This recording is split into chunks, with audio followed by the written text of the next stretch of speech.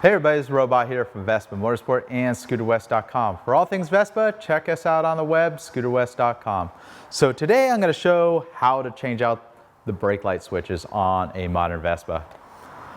Pretty much applies to all the other Piaggio scooters, and also if you have a PX200, they have a master cylinder and a brake switch that's very similar as well. So kind of applies to a lot of vehicles and the brake light switches.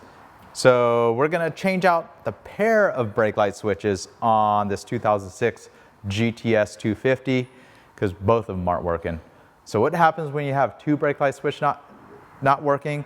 You can't even start the scooter because in order to enable starting, you have to have the brake light illuminate. So oftentimes you'll just lose one, and you'll notice you can only start the scooter when you pull one or the other lever, and that's kind of a telltale that your brake light switch is going out. Sometimes they've come loose, and that could cause a problem. The brake light will stay on if the switch comes loose. But the most common problem is, like this scooter's been sitting for 4 or 5 years. There's some oxidization on the switch contact, so it no longer functions as a switch. So I mean, you could try to mess with the switch all you want, but they're pretty inexpensive, and for peace of mind, just replace the part. So let's get right to it.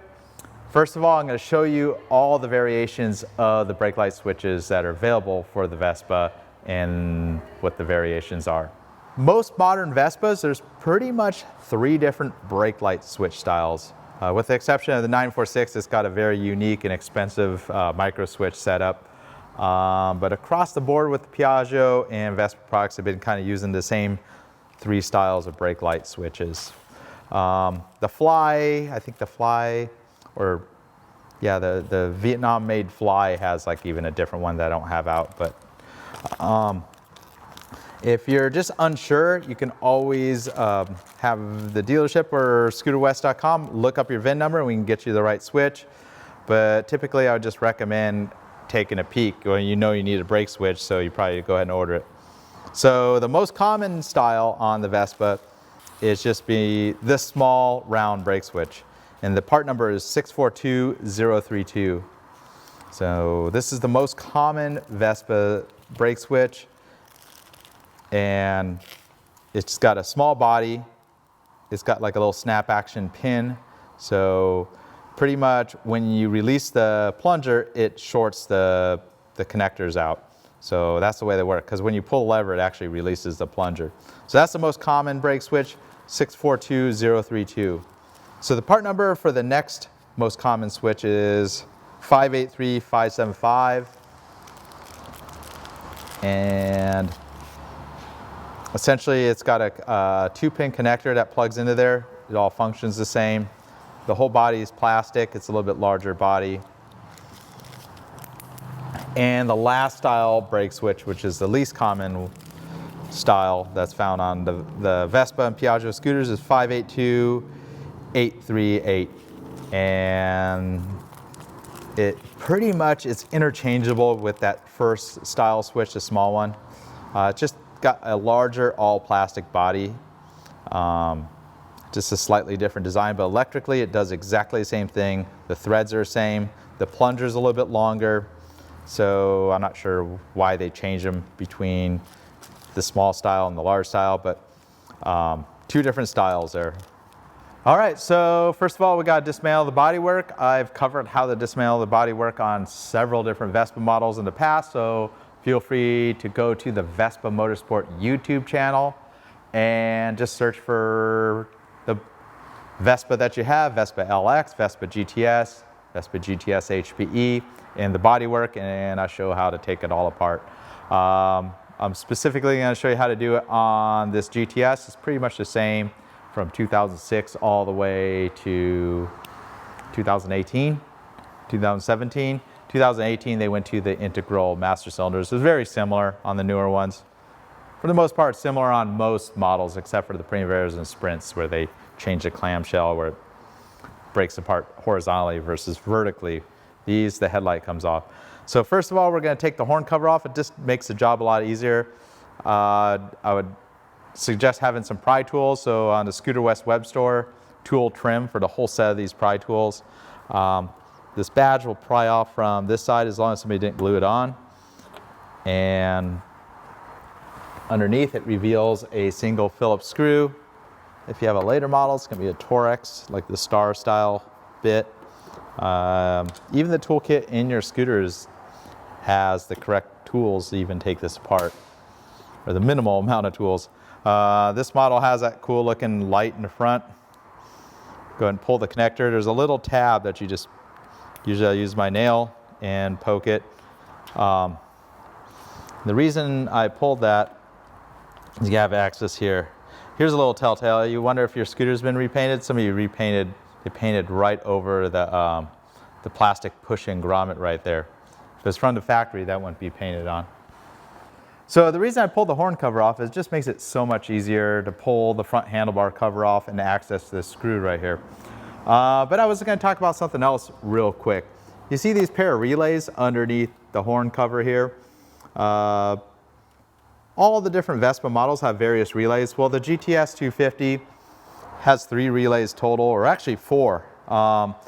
Underneath the seat, there's a gray relay that looks just like that. That's for your fuel pump ignition circuit. The 2 relays under here.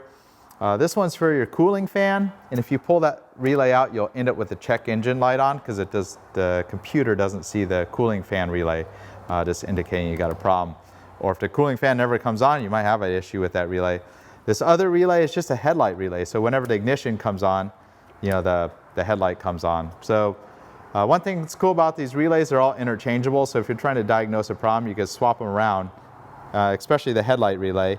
You know, you could move it in place of your fuel pump relay, you know, just to test things out. The starting relay is a much higher current relay. It's an 80 amp relay. That one's specific for the starting circuit. All right, so back to the regular scheduled programming. Enough talking about relays. So I'm gonna magnetize the screwdriver tip. These are steel screws, so you don't want that screw falling into the bodywork of the scooter. If you don't have a magnet that magnetizes your screwdriver, you can also put your finger on the screw or a little bit of grease on the tip of the screwdriver, and that will hold the screw as well. So with a magnetized screwdriver tip, you know, the screw will just hang right in there without falling into the bodywork. So you need to have a smaller Phillips driver, like typically a number 1 Phillips driver, and just right inside both the horn and the start switch is these 2 little screws. So on each side, this side's already missing, so who knows what was going on there. There's some other monkey business going on with this handlebar cover that we'll probably try to straighten out when we put it back together. But you're typically gonna have 2 of these little screws on each side. The next thing you wanna do is take off the mirrors. So on these older ones, they're just standard threads, and you could just spin the mirror head right off. And I suggest getting it out of the way. These covers are very, very fragile, and some of the colors are actually no longer available for these covers. They've always been a pretty popular seller on scooterwest.com. This side, you know, you got to give the mirror a couple taps and pull that off. And obviously you want to have these reservoir covers off when we put the mirrors back on. So not 100% needed, but I like to leave them in place because if you remove the covers, you got to pull them up the mirror. I kind of find that's the best way to get that off. So in order to get these off,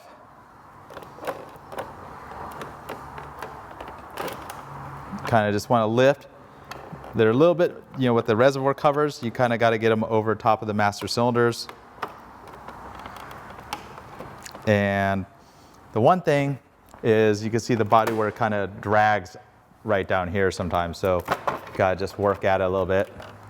And I'll just pull the headlight connector on these. These just have a standard headlight connector, just pull straight off. You don't necessarily even need to disconnect that little bulb right there. And the reason I did that is I'm kind of suspect of these Tinnerman clips, and they look a little fragile. It looks like some brake fluid has gotten on them in the past. I see a crack right here with this cover.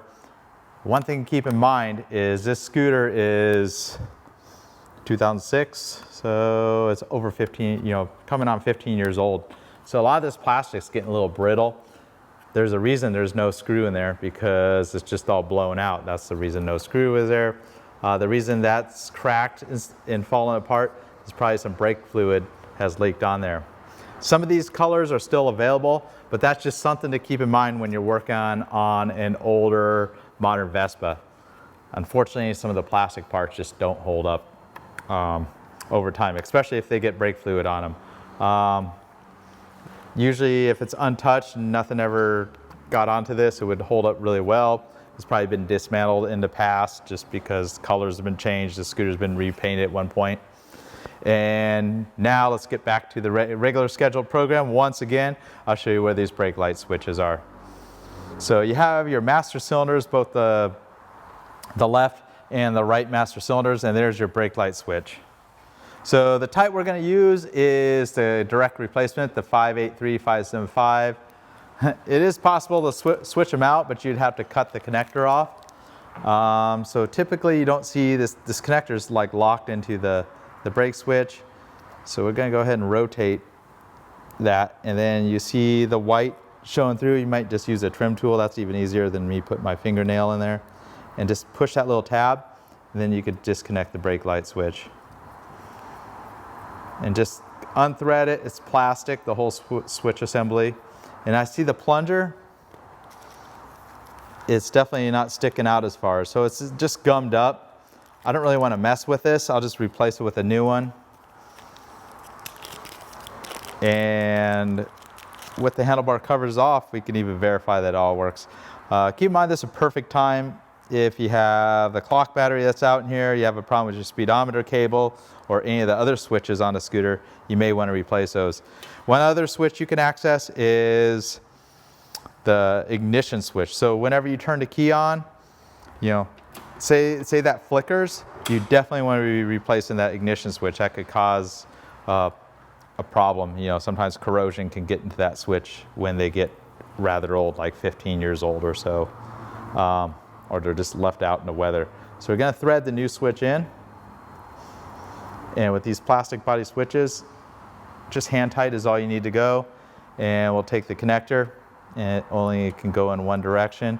You can also put some dielectric grease in there if you're riding a lot of humid environment, Florida or Oregon, somewhere where you're in the rain a lot. It'd be a good idea to add that. So let's see what happens when well, now it cranks, so we know the brake light switch is bad, and we know our other one's bad as well. And again, they're pretty cheap. I just changed both of them. If you have one out, the other one's probably on its way out as well. So, and if you have something like an LX or an ET4, it's got a cable brake, pretty much the exact same part, just a switch that threads right in to the lever perch and not necessarily a master cylinder like with these disc brake models. So that's pretty much how you replace the brake switches. I'm not going to cover how to put this all back together. If you do want details, of course watch those more in-depth bodywork videos I have. It's pretty much the reverse steps. I would take those master cylinder covers off, and with these style mirrors, or pretty much most motorcycle mirrors, they have this ring nut. Pretty much thread that in all the way down, and you'll take a 17mm wrench and tighten this down onto either the master cylinder or the brake lever perch, depending on what your setup is. But now we know we got brake switches and we're good. All right, well, thanks for watching. I hope you found that pretty useful.